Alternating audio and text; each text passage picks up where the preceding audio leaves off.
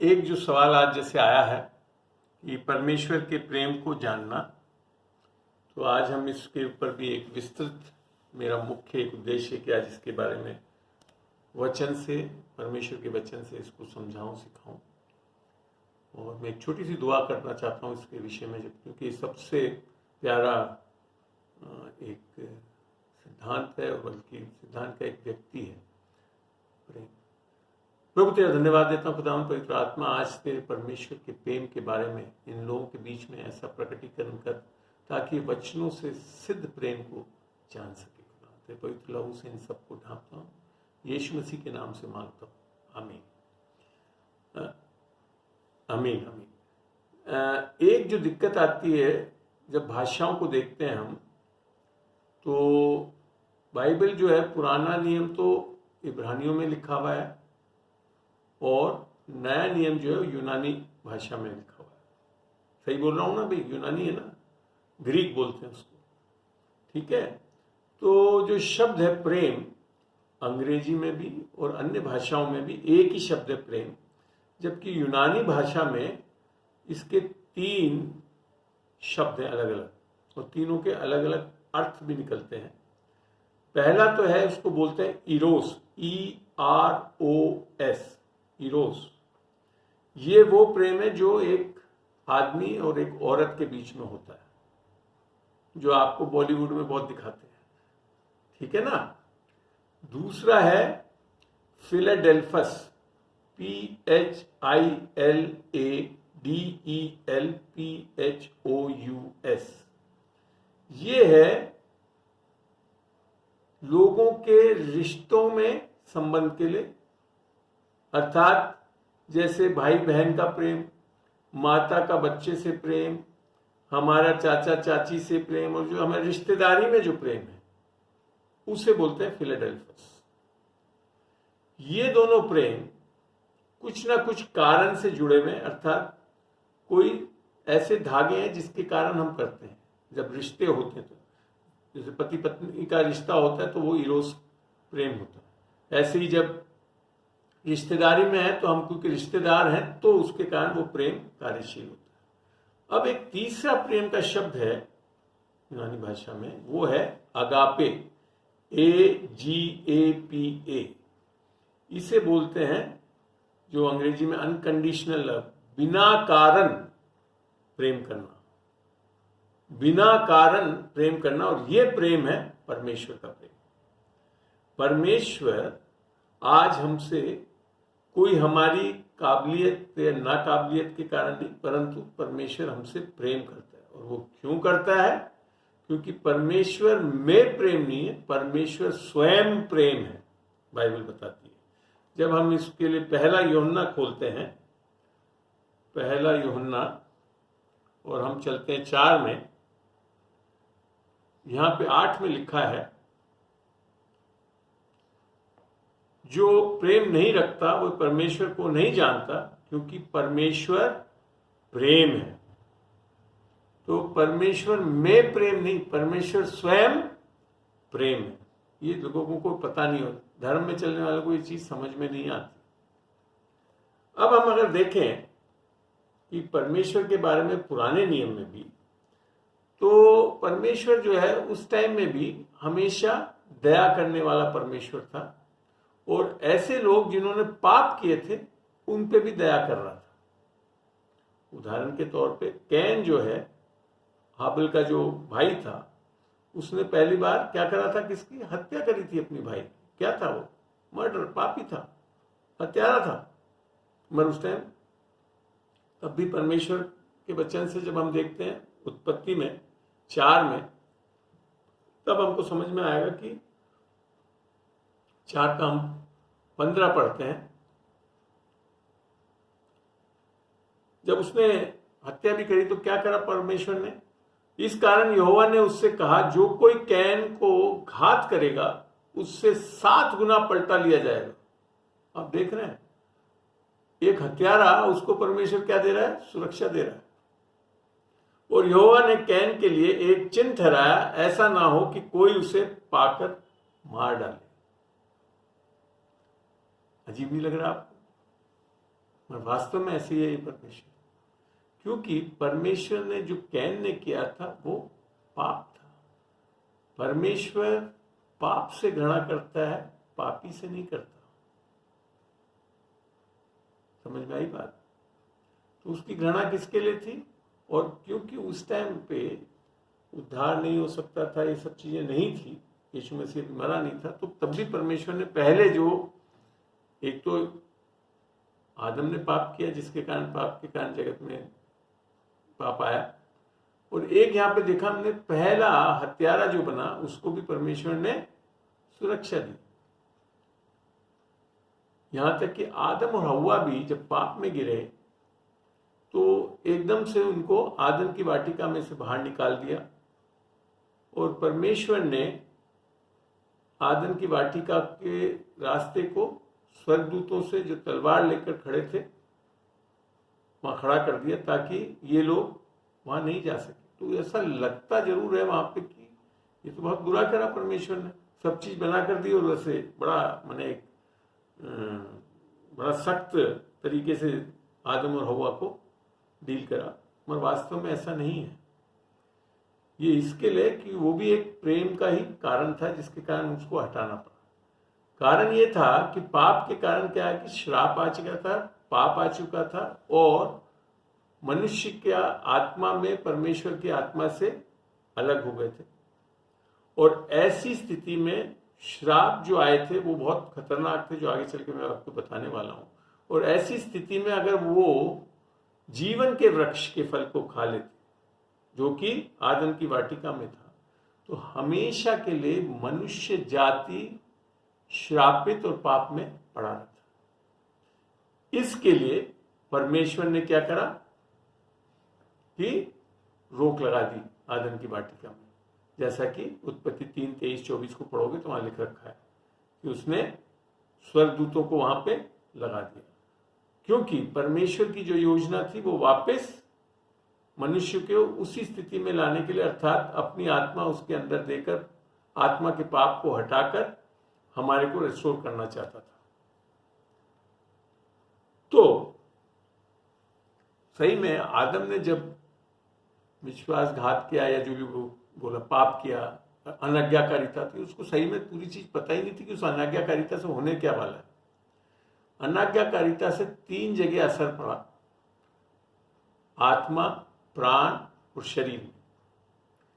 आत्मा में तो ये हुआ कि हम आत्मिक रूप से मर गए, अर्थात परमेश्वर से, आत्मा से हम अलग हो गए, और यही नहीं, ऊपर से एक दूसरी आत्मा ने हमारे ऊपर कब्जा कर लिया, जिसको के कारण हम सब के सब अनाज्ञाकारिता में आ गए। जैसा इफिसियों 2:1 और 2 को पढ़ोगे तो वहां लिख रखा है, खोल के देखते हैं। इफिसियों 2, इफिसियों का 2 और यहां लिख रखा है, और उसने तुम्हें भी जिलाया जो हमने अपने अपराधों और पापों में कारण मरे हुए थे, जिनमें तुम पहले इस संसार की रीति पर और आकाश के अधिकार के हाकिम अर्थात उस आत्मा के अनुसार चलते थे, अर्थात दूसरी आत्मा, अर्थात एक दुष्ट आत्मा ने कब्जा कर लिया। तो ये तो आत्मिक आत्मा में प्रॉब्लम। फिर देखते हैं प्राण में क्या हुआ। प्राण में क्या हो गया? इसके कारण जो श्राप आए वो क्या था कि हम डरने लग गए, हम गुस्सा करने लग गए, हम हेट को क्या बोलेंगे हिंदी में, घृणा करने लग गए, फिर हम चिंता करने लग गए, शांति हमारे में से हट गई। तो ये सारी चीजें कहाँ आई? हमारे प्राण में। ये श्राप कहाँ पे आ गए? प्राण में आ गए। फिर हमारे शरीर में क्या आई? सारी ऐसी डिसऑर्डर, जो भी बीमारियां, कमजोरियां, विभिन्न प्रकार के ऐसी बीमारियां जैसे कैंसर हुए सब, और ऊपर से शारीरिक मौत भी आ गई हमारे। तो आत्मिक मौत और शारीरिक मौत, ये सब क्या हुआ? एक श्राप। तो ये सारा किसके कारण हुआ? एक मनुष्य की अनाज्ञाकारिता के कारण। तो वास्तव में आदम को समझ में ही नहीं आ रहा था कि करने क्या जाने वाला है। और फिर लिखा है जब ये सब हुआ तो यही नहीं, ऊपर से मनुष्य ने जो अधिकार इस पृथ्वी पे राज करने के लिए परमेश्वर ने उसे दिया था और उसे इस संसार का परमेश्वर बनाया था, वो भी शैतान के हाथ में दे दिया। अब समझ में आती है आपको कि क्या गलती करने के कारण क्या क्या हुआ। फिर भी परमेश्वर मनुष्य से प्रेम करता रहा। फिर भी ये परमेश्वर मनुष्यों से प्रेम करता रहा। मैंने कहा ना, मनुष्य से वो नाराज नहीं होता। क्या हुआ, वो पाप जो कराने वाला था, जो शैतान ने उनको उकसाकर करा, उसके कारण वो उसको घृणा करता था। जैसे मैंने पहले भी आपको समझाया कि अगर एक बच्चे के बाप के बच्चे के अंदर कोई कैंसर आ जाए तो बाप बच्चे से घृणा नहीं करता, उस कैंसर से घृणा। तो कैंसर से घृणा कितना करता है, जितना वो उससे प्रेम करता है। अब परमेश्वर निराश नहीं हुआ कभी भी। परमेश्वर है, वो जानता था कि वो अपने प्रेम से सारी मनुष्य जाति जो खो गई है उनको वापस छुटकारा दिला सकता है। किससे? पाप से और श्राप से। किसके द्वारा? उसके प्रेम के द्वारा। अब इसको पढ़ने के लिए हमको देखना पड़ेगा, रोमियो में चलते हैं। रोमियो का 8 होगा शायद जी। रोमियो 8 में हम देखते हैं। 8 में ये चीज समझ में आती है, 8 के 9 में, परंतु जबकि परमेश्वर का आत्मा तुम में बसता है, नहीं सॉरी 8 का 39 पढ़, 39, 8 का 39।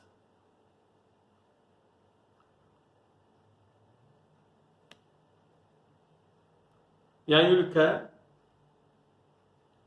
है जी जी हाँ, क्योंकि मैं निश्चय जानता हूं कि ना मृत्यु, ना जीवन, ना स्वर्गदूत, ना प्रधानताएं, ना वर्तमान, ना भविष्य, ना सामर्थ, ना क्या चीजें, ऊंचाइयां, ना गहराइयां और ना कोई और सृष्टि, ना और कोई सृष्टि, अर्थात सृष्टि तो क्या है, स्वर्गदूत भी बनाए गए थे जिसके कारण लूसीफर बना, हमें परमेश्वर के प्रेम से जो हमारे प्रभु मसीह यीशु में है अलग कर सकेगा। ये है वो परमेश्वर का प्रेम। और इसको परमेश्वर ने, इस परमेश्वर के प्रेम यीशु मसीह को क्या करके भेजा? जब हम देखते हैं खुद यीशु मसीह आया। इसके बारे में अगर हम इसको थोड़ा सा पढ़ें, यूहन्ना खोलें, यूहन्ना का 14 खोल के देखें जी। 14 का 7 से मैं पढ़ रहा हूं, जो परमेश्वर यीशु मसीह अपने चेलों से बात कर रहा है और बता रहा है, यदि तुमने मुझे जाना होता तो मेरे पिता को भी जानते और अब उसे जानते हो और उसे देख लिया। क्योंकि हमने अभी वचन से देख लिया कि परमेश्वर प्रेम है, और परमेश्वर के प्रेम का एक तरह से दिखने वाला स्वरूप कहाँ है? स्वयं यीशु मसीह, जो खुद परमेश्वर के समान परमेश्वर है और धरती पर मनुष्य के रूप में आया। तो ये बोल रहा है, यदि तुमने मुझे जानते होते तो मेरे पिता को भी जानते और अब उसे जानते हो और उसे देखा भी है।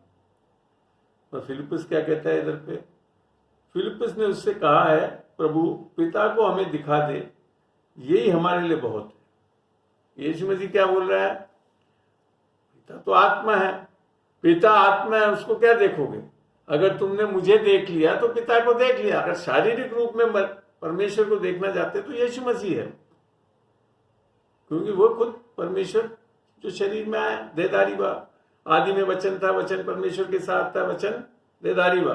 तो ये बता रहा है। मैं तब भी फिलिप्पुस क्या कह रहा है? नहीं नहीं, पिता को दिखा दे। और हम भी ऐसे ही कई बार उलझ जाते हैं, हम यीशु से संतुष्ट नहीं होते हैं कई बार। अगर आप यीशु को परमेश्वर के रूप में संतुष्ट नहीं है तो फिर परमेश्वर को जान भी नहीं सकते आप। फिर लिखा है, यीशु ने उससे कहा, हे फिलिप्पुस, मैं इतने दिन से तुम्हारे साथ हूं और क्या तू मुझे नहीं जानता? जिसने मुझे देखा है उसने पिता को देखा है। तू क्यों कहता है कि पिता को हमें दिखा? ये बहुत प्रॉब्लम होती है। हम सब चीज देखने के बाद भी कहते नहीं पिता से मिलना है।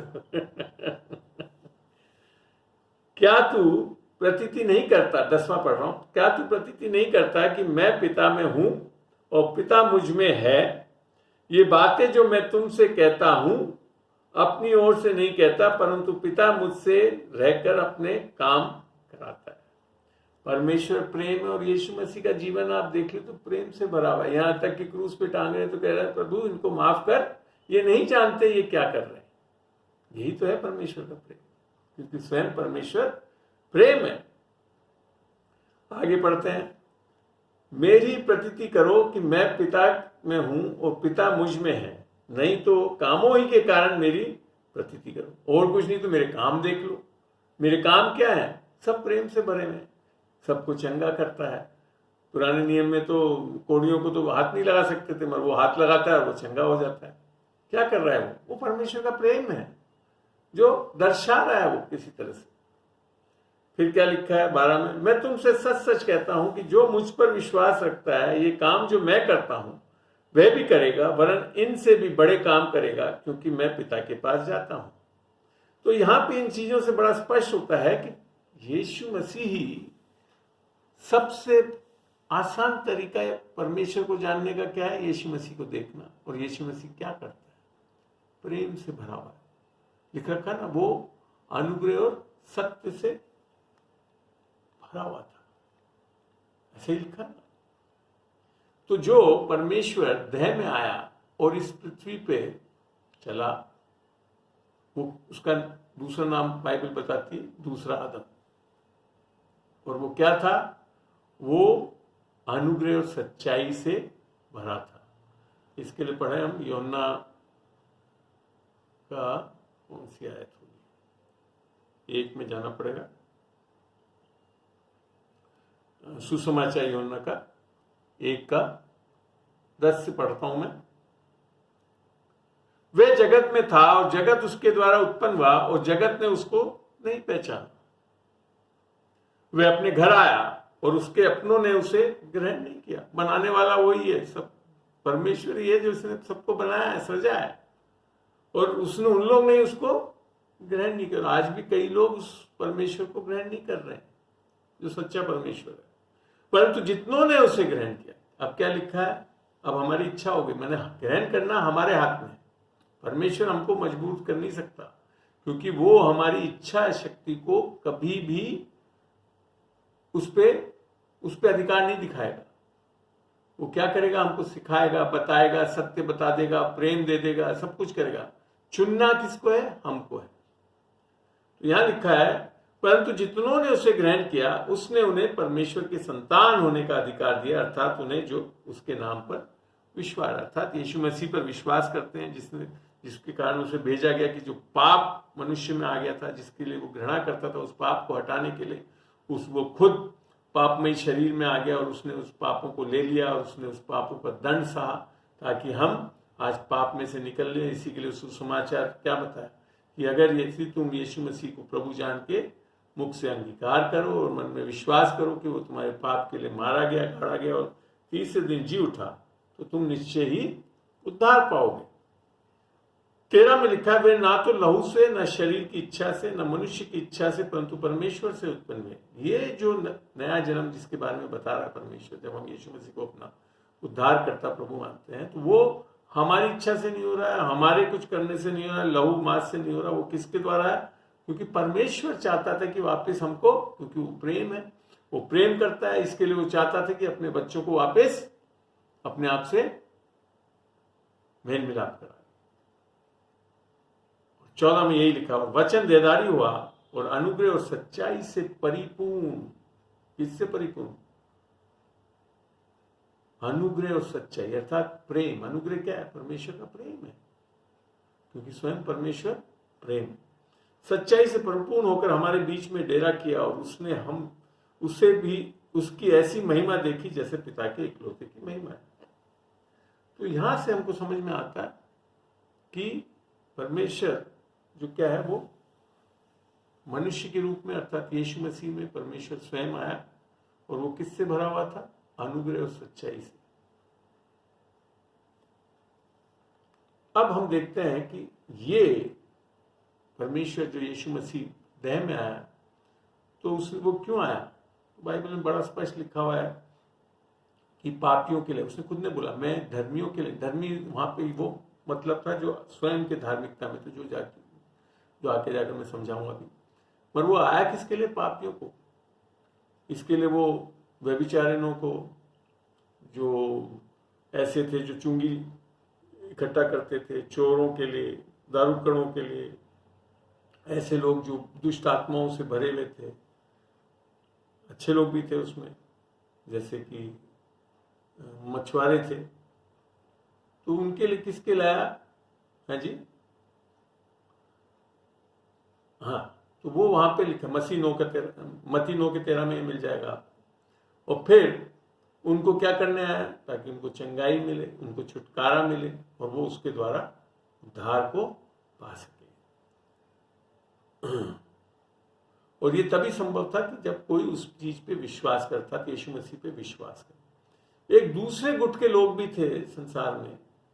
ये तो सारे पापी सब तो बच सकते थे, यीशु मसीह ये सब तो बचा दिए जाएंगे, मगर एक दूसरा गुट था जो कौन अपने आप को स्वयं की धार्मिकता में खड़े रहते थे। वो कौन थे? फरीसी लोग, सदूसी लोग और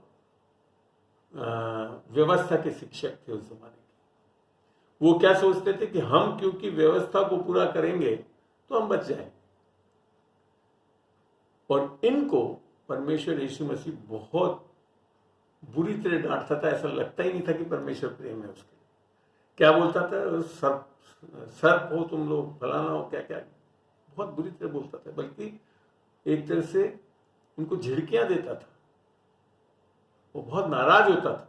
तो ऐसा है, यीशु मसीह नाराज भी होता था। ये परमेश्वर जो प्रेम है, मगर किन से नाराज हुआ? वो पापियों से नहीं नाराज हुआ, जो स्वयं की धार्मिकता में खड़े थे, उनसे बहुत नाराज हुआ। और वो इसके लिए नाराज हुआ क्योंकि वो समझ नहीं पा रहे थे कि वो सब के सब पापी हैं, और परमेश्वर जो है वो सबको बचाना चाहता है।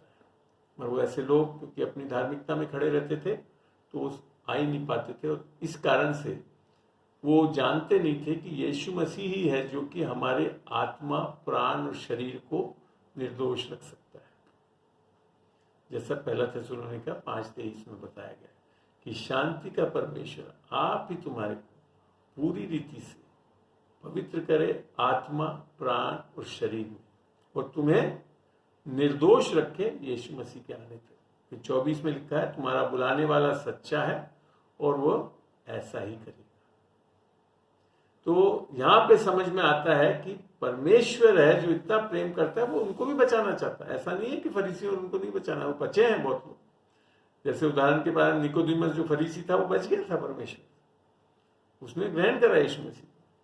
तो आत्मिक जो मौत थी, जिसके कारण हम परमेश्वर से अलग हो गए थे, और हमारे अंदर से पवित्र आत्मा या यीशु की आत्मा या परमेश्वर की आत्मा जो नहीं थी, वो हमारे को वापस आनी थी, हमारे अंदर बसावट करनी थी। जैसा कि पौलुस ने रोमियो 8:9 में लिखा है। रोमियो 8:9 जब हम पढ़ते हैं तो वहां लिखा है, रोमियो का 8 और उसमें 9 में पढ़ते हैं, ये लिखा है परंतु जबकि परमेश्वर का आत्मा तुम में बसता है, तो तुम शारीरिक दशा में नहीं परंतु आत्मिक दशा में हो। यदि किसी में मसीह का आत्मा नहीं तो वह उसका जन नहीं। तो यहां पे ये बड़ा स्पष्ट हुआ कि हम आत्मिक अपने कर्मों के द्वारा नहीं हो सकते। हम आत्मिक कब होते हैं? जब पवित्र आत्मा, यीशु की आत्मा, परमेश्वर की आत्मा हमारे अंदर आकर बसावट करती है, और उसका कारण खाली और खाली केवल यीशु मसीह का उद्धार के लिए किया गया कार्य जो क्रूस पे। इसके लिए भी समझने के लिए हमको पहले अपनी स्थिति समझनी पड़ेगी कि हम किस स्थिति में हैं और क्यों हम अपना उद्धार नहीं कर सकते। तो सबसे पहली चीज, जब वचन में अभी मैं वचनों को भी मैं बताऊंगा कि हम जब पापी हैं तो हमारे में कोई सामर्थ्य नहीं कि हम अपना उद्धार कर सकते। हमारे कितने अच्छे काम कर ले तब भी हम उद्धार नहीं पा सकते। और ये नहीं है कि पापी लोग अच्छे काम नहीं कर सकते। बाइबल का वचन बताता है यशायाह 64:6 में कि हम तो एक ऐसे अशुद्ध पात्र हैं और हमारे सारे धर्म के कारण मैंने चित्रों के समान है यीशु परमेश्वर के सामने। ये नहीं है कि पापी होकर हम अच्छे काम नहीं कर सकते, अच्छे काम कर सकते, मगर तब भी क्या है, वो अच्छे काम परमेश्वर के सामने धर्मी नहीं बना सकते। ये समझना बहुत मुश्किल होता है लोग। ऊपर से हम अभक्ति वाले हैं, अर्थात हम, अंग्रेजी में बड़ा अच्छा लिखा हुआ अनगॉडली, अनगॉडली माने बिना परमेश्वर के। निसंदेह हम बहुत धर्म के कई चीजें कर सकते हैं। एक पापी भी बहुत अच्छा बाइबल पढ़ सकता है, जय मसीह कर सकता है, सब कुछ कर सकता है, ऐसी बात नहीं है। पर तब भी हम कब हैं, जब तक आत्मा नहीं पाए तो हम क्या है, अभक्ति में, अर्थात बिना परमेश्वर के। और ऊपर से ये भी नहीं, हम पापी हैं, ये तो सबको पता है क्योंकि कुछ ना कुछ गलत कर रहे हैं। पर चौथी चीज बताइए कि हम परमेश्वर के दुश्मन हैं। इन चीजों को पढ़ने के लिए आपको रोमियो 5 में जाना पड़ेगा।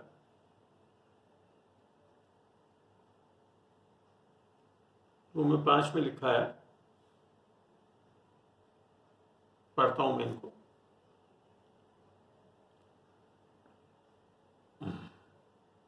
6 से पढ़ रहा हूं मैं। क्योंकि जब हम निर्बल ही थे तो मसीह ठीक समय पर हमारे लिए मारा गया, भक्तिहीनों के लिए मारा गया। दो चीज, निर्बल थे हम, भक्तिहीन थे, अर्थात आत्मा बिना थे, परमेश्वर हमारे अंदर नहीं था। फिर आगे लिखा है 8 में, परंतु परमेश्वर हम पर अपने प्रेम की भलाई इस रीति से प्रकट करता है कि जब हम पापी ही थे तभी मसीह हमारे लिए मारा गया। हम बहुत अच्छे नहीं बन गए तब मारा गया, हम पापी थे। हम लोग को अभी यीशु मसीह के पास आने के लिए बहुत अच्छा नहीं बनना, पहले क्या करना है, हम पापी हैं तब भी आ सकते हैं। इसीलिए यीशु मसीह ने, पापी लोग तो बहुत जल्दी उद्धार पा लेंगे, मगर स्वयं की धार्मिकता चलने वाले नहीं आते इस चीज में। फिर लिखा है, सो जबकि हम अब उसके लहू के कारण धर्मी ठहरे तो उसके द्वारा क्रोध से क्यों न बचाएंगे। क्योंकि 10 में लिखा, क्योंकि बैरी होने की दशा में, हम दोस्त नहीं है परमेश्वर के, क्या है इस अवस्था में, पापी अवस्था में हम परमेश्वर के बैरी हैं। इसको मानने में बहुत दुख होता है लोगों को, क्योंकि हम चर्च जाते, कलीसिया जाते, बाइबल पढ़ते तो सोचते हैं हम तो परमेश्वर के दोस्त हैं। नहीं, अगर आपने उद्धार नहीं पाया है तो हम तब तक परमेश्वर के दुश्मन हैं। तो वास्तव में क्या है, हम पहले आदम के कारण क्या हो गए हैं, हम निर्बल हैं, अब भक्तिहीन है, पापी हैं और परमेश्वर के दुश्मन हैं। मतलब सुसमाचार क्या है, जब हम इसको 9 में पढ़ते हैं, सो जबकि हम अब उसके लहू के कारण धर्मी ठहरे तो उसके द्वारा क्रोध से क्यों न बचे। यह है परमेश्वर का प्रेम। तो क्या होता है इससे कि हम परमेश्वर के क्रोध से बच रहे हैं, उद्धार पाने से क्या मिल रहा है, हम इन सब चीजों से निकल के परमेश्वर से हमारा मेल मिलाप उसके लहू के कारण हो रहा है, और हम परमेश्वर की आत्मा को पा रहे हैं अपने अंदर। परमेश्वर से हम आत्मा में एक हो रहे हैं, जैसा परमेश्वर का वचन बताता है 1 कुरिन्थियों 6:17 में, जो प्रभु से जो संगति करता है वो उसके साथ एक आत्मा हो जाता है। तो ये चीजें क्यों हो रहा है, क्योंकि परमेश्वर हमसे प्रेम करता है। हम जब पापी थे, हम जब दुश्मन थे, हम जब निर्बल थे और जब हम भक्तिहीन थे, तब परमेश्वर यीशु मसीह हमारे लिए मारा गया। अब बात आती है कि पुराने नियम में जब हम देखते हैं, अर्थात व्यवस्था के अंदर, तो मनुष्य को परमेश्वर से प्रेम करना पड़ता था, तब वो परमेश्वर प्रेम करता था। यह है फैक्ट। और ये एक नियम के रूप में भी परमेश्वर ने दिया था व्यवस्था में, जिसको हम पढ़ना चाहें तो पढ़ें। मत्ती खोलें,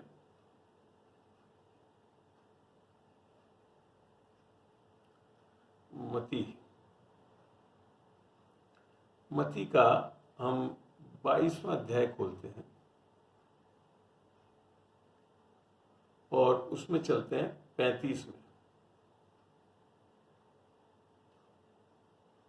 यहां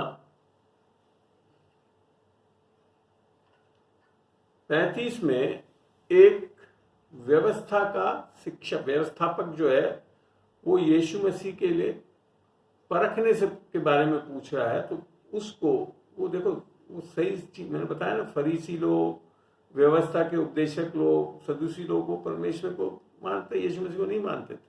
तो वो परखने के लिए पूछा उनको क्या बोल रहा है परमेश्वर। उसने पूछा क्या, हे गुरु, व्यवस्था में कौन सी आज्ञा बड़ी है?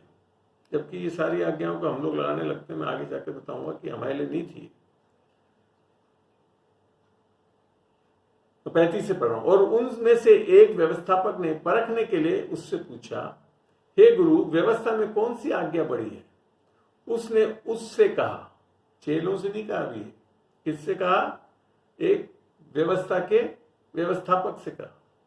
उसने उससे कहा, तू परमेश्वर अपने प्रभु से अपने सारे मन, अपने सारे प्राण और अपनी सारी बुद्धि के साथ प्रेम रख। बड़ी और मुख्य आज्ञा तो यही है, और उसी के समान, इससे कम नहीं है वो दूसरी जो बोल, उसी के समान ये दूसरी भी है कि तू अपने पड़ोसी से अपने समान प्रेम रख। और फिर लिखा है, ये ही दो आज्ञाएं सारी व्यवस्था और भविष्य वक्ताओं का आधार है। अर्थात जैसे अपन अपना पर्दा टांगते हैं तो दो जो वो बनाते हैं ना, टांगने के लिए दो चीज, और उसके बीच में पर्दे को टांगते हैं। तो परमेश्वर की ये दो व्यवस्था जो व्यवस्था में दी गई थी, उसके आधार पे सारी व्यवस्थाएं निर्भर करती है। अगर तुम परमेश्वर से प्रेम करोगे और पड़ोसियों से प्रेम करोगे तो ना तो चोरी करोगे ना कुछ करोगे, सब चीजें हो जाएगी पूरी इस दो व्यवस्थाओं से। अब बात आती है, मगर ये परमेश्वर ने किसको दी थी? व्यवस्था के अधीन जो वाचा थी उसमें दी थी। इसी के लिए मैंने बोला था ना, पुराने नियम में क्या था कि हमको कुछ करना पड़ता था जब परमेश्वर हमारे लिए कुछ करता था। अब बात आती कि नई व्यवस्था में, नए नियम में, नई वाचा में, जब यीशु मसीह की लहू की वाचा है, अनुग्रह की वाचा है, उसमें इस चीज को बदल दिया यीशु मसीह। अब आकर क्यों बदला? क्योंकि पुराने नियम में मैंने बताया ना कि हम जब परमेश्वर से प्रेम करते थे तो परमेश्वर जब हमसे प्रेम करता था, एक व्यवस्था का नियम था ये। अब मगर हम जब पहला यूहन्ना पढ़ते हैं, पहला यूहन्ना खोले, पहला यूहन्ना का 4 पढ़ते हैं। पहला यूहन्ना के 4 में 10 में आ जाए, यहां आकर बहुत चीज बदल गई। प्रेम इसमें नहीं कि हमने परमेश्वर से प्रेम किया, क्योंकि वहां की आज्ञा क्या थी? तुम अपने परमेश्वर को अपने मन से सबसे प्रेम करो और लोगों को प्रेम। तो वहां तो आज्ञा थी कि हमको करना पड़ता था। मगर अब क्या हो गया नए नियम में? प्रेम इसमें नहीं कि हमने परमेश्वर से प्रेम किया, पर इसमें कि उसने हमसे प्रेम किया और हमारे पापों के प्रायश्चित के लिए अपने पुत्र को भेजा। सही में नए नियम में आकर पूर्ण रूप से परमेश्वर प्रेम समझ में आता है।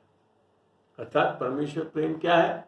कि उसने अपने बेटे को हमारे पापों के लिए दे दिया। आमीन। और इसके कारण आज अब क्या है? इसके कारण फिर क्या हो सका?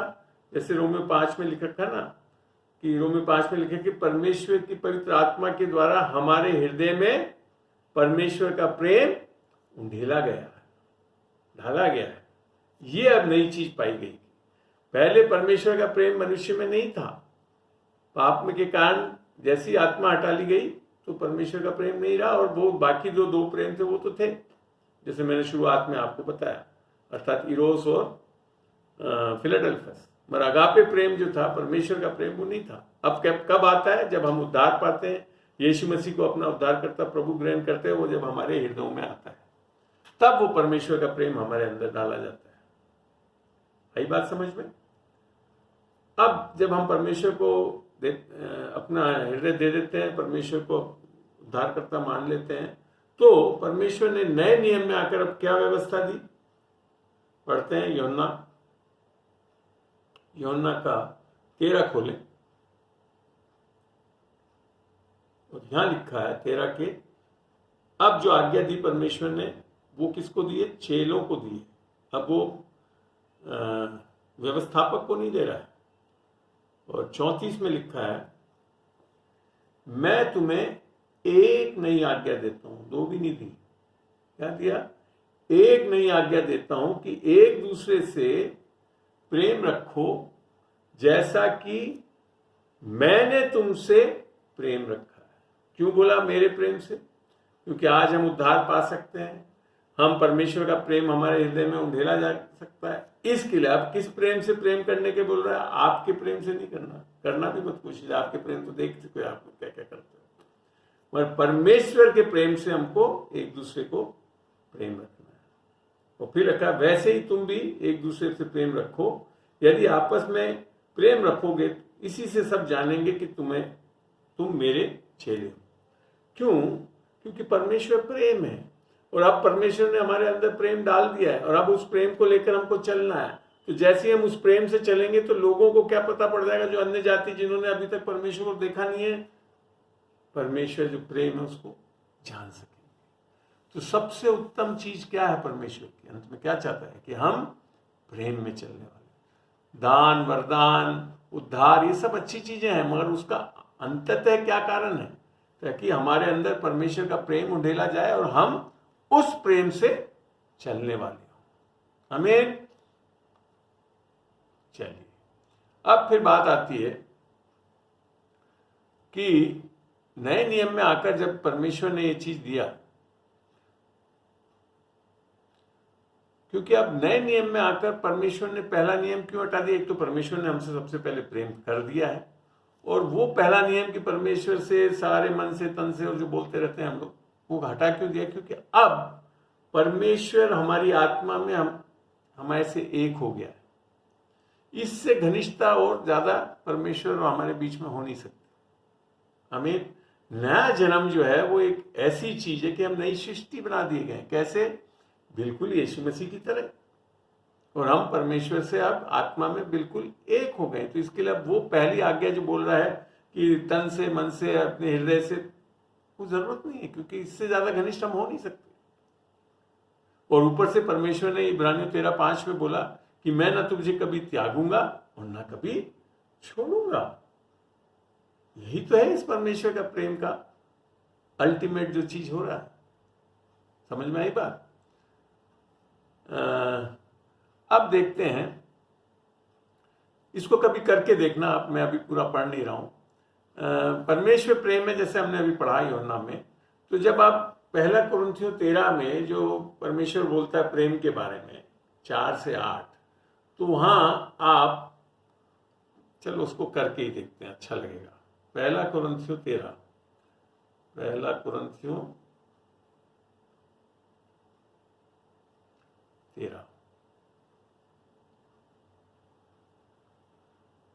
13 का 4 से पढ़ रहा हूं। अब मैं प्रेम शब्द की जगह परमेश्वर इस्तेमाल करके पढ़ रहा हूं उसको। परमेश्वर धीरजवंत है और कृपालु है।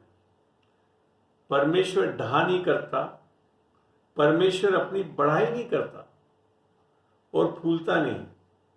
परमेश्वर अनरीति से नहीं चलता, वह अपनी भलाई नहीं चाहता, झुंझलाता नहीं, बुरा नहीं मानता, कुकर्म से आनंदित नहीं होता, परंतु सत्य से आनंदित होता है। वह सब बातें सह लेता है, सब बातों की प्रतीति करता है, सब बातों की आशा रखता है, सब बातों में धीरज धरता है। परमेश्वर कभी टलता नहीं। तो परमेश्वर का प्रेम के जो भाव हैं वो कहां? यहां दर्शाए जाते हैं। तो परमेश्वर स्वयं प्रेम है, वो कैसा होना चाहिए? ऐसा होना चाहिए। और जब हमको अब वो प्रेम दे दिया है तो हमको भी अब, क्योंकि जो अगर पहले तो नहीं थी हमारे अंदर, इसके लिए सब नहीं कर पाते थे, धीरजवंत नहीं हो पाते थे, ये कुकर्म भी करते थे, सब करते थे। मगर आज जब हमको उद्धार मिल गया है, परमेश्वर का प्रेम हमारे हृदय में उंडेल दिया गया है, आज वो चीज उपलब्ध है, तो हमको ये सब, तो जिस दिन भी आप ये चीजें नहीं पाते हो अपने जीवन में, तो बाइबल खोलिए और देखिए कि हम क्या कर रहे हैं। अगर ये चीज नहीं कर रहे हैं तो फिर हम परमेश्वर के प्रेम में नहीं चल रहे हैं, अपने आप में चल रहे हैं, देह में चल रहे हैं। वहां है कि हम अपने आप को सुधार लें और परमेश्वर से सामर्थ्य मांगे। परमेश्वर का वचन बोलता है फिर फिलिपियों 4 में कि मैं यीशु मसीह के द्वारा सब कुछ कर सकता हूं। तो ये जो चीज है, ये परमेश्वर का प्रेम, परमेश्वर की स्वभाव को दिखाता है। और जब हम उद्धार पाते हैं तो परमेश्वर का प्रेम हमारे अंदर आ जाता है, तो परमेश्वर हमारे अंदर है और हम अब उस प्रेम से उसके साथ, परमेश्वर के साथ चलने वाले हो सकते हैं। और जो अभी तक उद्धार नहीं पाए हैं उनको परमेश्वर की उद्धार को दिलाने में मदद सहायक हो सकते हैं। आई बात समझ में? अब इसके बाद देखते हैं एक और चीज जो कि अमूमन नहीं समझ पाते हैं लोग बात, और कई बार कलीसियाओं में भी इसको गलत तरीके से समझा जाता है कि जब बात आती है कि इसके लिए खोल लिया, पहला यूहन्ना खोल लें। पहला यूहन्ना का हम खोलेंगे 2, ठीक है, पहला यूहन्ना का 2। तो हम देखते हैं जगत में हम लोग कई बार बोलते हैं ना, और कई बार हमारे अच्छे अच्छे बाइबल सिखाने वाले और ये सब चीजें ऐसी ही हो जाते हैं, न्याय करने लगते हैं लोगों के ऊपर और कहते हैं कि वो सीधा यही बोलते हैं कि तुम लोग परमेश्वर से प्रेम नहीं करते, तुम संसार की चीजों से प्रेम करते हो, परमेश्वर से प्रेम करो, ऐसे सब बोलते हैं। ये सोच के कि ऐसे बोलेंगे तो हम लोग परमेश्वर से प्रेम करने लग जाएंगे। ये कतई सत्य नहीं है बाइबल के हिसाब से। बाइबल के हिसाब से देखते हैं, पहला यूहन्ना 2 का 15 और 16 पढ़ते हैं। वहां क्या लिखा हुआ है, क्यों संसार से प्रेम करते हैं लोग। यहां लिखा है 15 में, तुम ना तो संसार से और ना संसार में की वस्तुओं से प्रेम रखो। यदि कोई संसार से प्रेम रखता है तो उसमें पिता का प्रेम नहीं है। संसार से प्रेम क्यों रखते हैं लोग? क्योंकि पिता अर्थात परमेश्वर का प्रेम उनके हृदय में नहीं है। यह है कारण जो लोग संसार से प्रेम रखते हैं। हम नहीं संसार से प्रेम रख रहे हैं क्योंकि हम परमेश्वर से प्रेम करने के लिए बोल रहे हैं, जबकि हम वास्तव में यह नहीं बता रहे कि परमेश्वर का प्रेम हमारे अंदर कैसे उंडेला जा सकता। वो सुसमाचार है। ये बहुत बड़ा एक गलती करते हैं लोग, प्रचारक लोग, और ये सीधा लोगों के बच्चों पे तो विशेषकर जवानों पे, अरे तुम लोग क्या है उल्टी सीधी चीजें करते हो, तो परमेश्वर से प्रेम नहीं करते हो, परमेश्वर से प्रेम करो। क्या करेंगे बेचारे? परमेश्वर का प्रेम तो जब तक परमेश्वर का प्रेम हमारे हृदय में नहीं डाला जाएगा तब तक तो हम संसार से ही प्रेम करते रहेंगे जनाब। और आप में से, हम में से बहुत लोग ऐसे थे। जब यीशु मसीह को अपना उद्धारकर्ता ग्रहण करा और परमेश्वर का प्रेम हमारे हृदय में आया, तब जाकर हम परमेश्वर से प्रेम करने वाले होते हैं। तो ये चीज समझना बहुत जरूरी है। अब आती है बात आगे, हमें से कोई कट गया है क्या? 1 मिनट रुकना जरा सा। तो जब हम पहला यूहन्ना 2:15 में जब हम पढ़ रहे थे, 15-16 में, तो वहां समझ में आता है कि जब तक परमेश्वर पिता का प्रेम हमारे हृदय में नहीं होगा तो हम संसार से ही प्रेम करते रहेंगे। अब जो दूसरी चीज जो गलत समझते हैं बाइबल के हिसाब से, जो नहीं समझते, हम लोग ये सोचते हैं कि संसार में जैसे सोना चांदी और धन दौलत जो बड़ी महंगी चीजें हैं वो संसार की है। ये सत्य से बहुत परे है। वास्तव में सोना चांदी धन दौलत सब बनाने वाला कौन है? परमेश्वर ही है। आदम की वाटिका में सोना था, संदूक पे क्या था? सोना चढ़ाया था। परमेश्वर इन चीजों को संसार की चीजें नहीं बताता। उसने बाइबल में बड़ा स्पष्ट बताया है कि संसार की चीजें क्या है। वो 17 में लिखा था, पहला यूहन्ना 2:17 में, और संसार और उसकी अभिलाषाएं दोनों मिटते जाते हैं। क्योंकि जो कुछ संसार में है, 16 में लिखा है, क्योंकि जो कुछ संसार में है अर्थात शरीर की अभिलाषा, आंखों की अभिलाषा और जीविका का घमंड, यही 3 चीज थी जिसमें कारण हव्वा पाप में गिरी।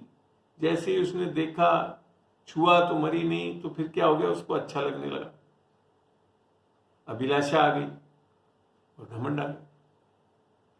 इसी 3 चीजों से शैतान ने यीशु मसीह को भी परखने की कोशिश करी। जब आप इसको मरकुस में पढ़ेंगे तो ये 3 चीजों से ही परमेश्वर यीशु मसीह को भी उसने परखा। तो संसार की चीजें क्या है, ये 3 चीजें बड़ा स्पष्ट लिख रखा है, शरीर की अभिलाषा, आंखों की अभिलाषा और जीविका का घमंड। वह पिता की ओर से नहीं परंतु संसार की ओर से। सोना चांदी एसी गाड़ी ये सब नहीं है संसार की चीज। हाँ, मगर इन चीजों में अगर इस चीज से, अगर अभिलाषाओं से, आंखों की अभिलाषा और घमंड के लिए इन चीजों को रख रहे हो तो फिर संसार से हो गया। आगे बात समझ में देखो, बाइबल में बड़ा स्पष्ट लिख रखा, पैसा बुरा नहीं है, पैसे का लोभ बुरा है। पहला ये किसमें है, तिमोथी 6:6 में है शायद, पहला तिमोथी 6:6 में होगा। तो ये बात समझे इसको, पर में आप अगर धन का लोभ जो है वो गलत है। तो यहां आप समझ में आई और बात। अब देखते हैं, अब मैं आप लोगों को कई बार समझा चुका हूं कि हमारी आज्ञाकारिता से हम परमेश्वर के साथ जुड़ नहीं सकते, मात्र अनुग्रह और विश्वास से हम उद्धार पा सकते हैं। और जब हम परमेश्वर के अनुग्रह और विश्वास से, जब हम परमेश्वर का प्रेम हमारे अंदर मिलता है, तो अब हम परमेश्वर से प्रेम इससे डर से नहीं कर रहे हैं कि परमेश्वर हमारे को दंडित करेगा, क्योंकि दंड के साथ तो हमेशा क्या है, खौफ रहता है। पढ़ते हैं पहला यूहन्ना का ही 4 उसमें जाएं और वहां लिख रखा है 15 में, जो कोई ये मान लेता है कि यीशु परमेश्वर का पुत्र है, परमेश्वर उसमें बना रहता है और वो परमेश्वर में, अर्थात उद्धार पा लेता है। और जो प्रेम परमेश्वर हमसे रखता है उसको हम जान गए और हमें उसकी प्रतीति है। परमेश्वर प्रेम है और जो प्रेम में बना रहता है वह परमेश्वर में बना रहता है और परमेश्वर उसमें बना रहता है। अर्थात परमेश्वर के प्रेम में हमें बने रहना है, ठीक है ना, तब परमेश्वर में हम बने रहते हैं। इसी से हमें सिद्ध हुआ, हाँ, इससे प्रेम हमें सिद्ध हुआ कि हमें न्याय के दिन हियाव हो, घबराहट नहीं, डर नहीं होगा। क्या होगा, क्योंकि हमको उद्धार मिल गया है, परमेश्वर ने हमको प्रेम कर लिया, परमेश्वर स्वयं हमारे अंदर है, तो हमको क्या होगा, हियाव होगा, क्योंकि जैसा वह है वैसे ही संसार में हम भी। अर्थात आत्मा में हम कैसे हो गए, प्रभु से संगति करके उसके साथ एक आत्मा हो गए। उद्धार में यही तो चीज पता पड़ती है। जब भी तो पौलुस लिखता है रोमियो 8:16 में शायद, कि परमेश्वर की आत्मा हमारी आत्मा के साथ गवाही देती है कि हम परमेश्वर के बच्चे हैं, संतान हैं। वो है वो गवाही, उसी के अलावा और किसी से उद्धार नहीं समझ में आ सकता। आमीन। तो इससे क्या हमारे अंदर से परमेश्वर का वो डर नहीं कि परमेश्वर से भय खाते हैं, हम परमेश्वर का भय हमारे अंदर आ जाता है। सिद्ध प्रेम से क्या आता है, परमेश्वर से भय नहीं करते हम, परमेश्वर का भय हमारे अंदर आता है। जैसा कि यशायाह 11:2 में लिख रखा ना कि परमेश्वर का भय किसके कारण आता है, परमेश्वर की आत्मा के कारण। अब हम बाकायदा इज्जत से उसके साथ, क्योंकि वो इतना हमसे प्रेम करता है, उसने हमारे पापों को माफ कर दिया, हमको भक्ति में से निकाल दिया, हमारे को, हम दुश्मन थे, हमारा मेल मिलाप कर लिया। जब ये सब जान जाते हैं तो क्या करने लगते हैं, परमेश्वर का प्रेम उंडेल दिया है तो हम क्या करने लगते हैं, बड़े आसानी से परमेश्वर को प्रेम करने लगते हैं। अब बात आती है, कई लोगों के दिल में आता है कि हम कैसे परमेश्वर से भरे रहें। आता है ना कई बार कि हम परमेश्वर से कैसे भरे रहें। उसके लिए देखते हैं, इफ्सियों को खोलते हैं। आज आपको मैं यही चाह रहा हूं कि इसके बारे में पूर्ण रूप से समझा सकूं। और आज निस्संदेह परमेश्वर बहुत प्यारे ढंग से परमेश्वर के प्रेम के बारे में सिखा रहा है हमको। परमेश्वर का प्रेम, इफ्सियों 3 को खोलें और 16 पे आ जाए। इफ्सियों 3 का 16 पे आ जाए। देखो, परमेश्वर की आज्ञाओं को बहुत अच्छे से मान लेने से, इन चीजों से नहीं, या अन्य भाषा में बहुत दुआ कर लेने से, निस्संदेह अन्य भाषा में होने से हम परमेश्वर के प्रेम में बड़े आसानी से चल सकते हैं, यहूदा में लिखा हुआ है। मगर परमेश्वर से भरपूर कैसे हो सकता है उसके बारे में मैं सिखाना चाहता हूं कि इफिसियों 3 का मैं 16 पे बुला लेकर आ रहा हूं। इफिसियों 3 का 16 कि वे अपनी महिमा के धन के अनुसार तुम्हें ये दान दे, कमा नहीं सकते इसको, क्या ये दान है, दान दे कि तुम उसके आत्मा से अपने भीतरी मनुष्यत्व में सामर्थ पाकर बलवन्त होते जाओ।